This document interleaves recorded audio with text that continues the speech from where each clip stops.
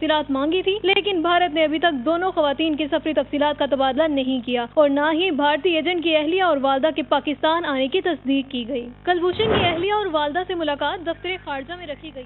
मुलाकात का दौरानिया शामिल करेंगे एक और अहम खबर। आपको बताएं कि इमरान खान की ज़ेर सदारत पीटीआई कोर ग्रुप इजलास में असद उमर, शफकत महमूद, आरिफ अलवी, फवाद चौधरी शरीक हुए, जबकि नईम उल हक, इमरान और इस्माइल दीगर रहनुमा भी शरीक हुए। इजलास में शिरकत के लिए जहांगीर तरीन हंगामी तौर पर लंदन से वापस पहुंचे। जहांगीर तरीन नाहली केस में नजरसानी दरख्वास्त पर लाहे अमल तय किया गया। एक अहम खबर आप तक पहुंचा रहे हैं। आपको बताएं, एक शख्स के लिए कबायली अवाम के मुस्तकबिल से खेलने की इजाजत नहीं देंगे।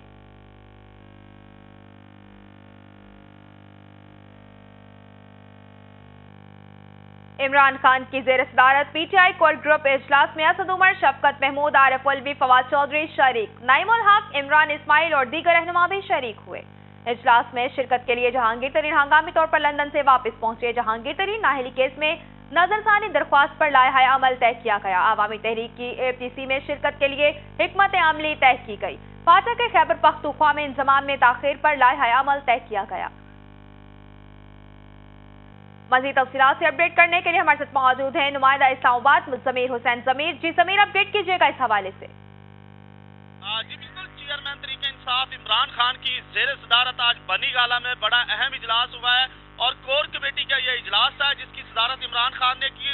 इस इजलास में पाकिस्तान तहरीक इंसाफ की मरकजी क़यादत के अलावा दीगर शहरों से जो बड़ी क़यादत वो भी मौजूद थी और उसके अलावा सबसे मेन बात यह थी कि इस इजलास में जहांगीर तरीन लंदन से स्पेशली तौर पर इस्लामाबाद पहुंचे और इस इजलास में शिरकत की। इस इजलास में मुख्तलिफ पहलुओं पर गौर किया गया। इस इजलास में फैसला किया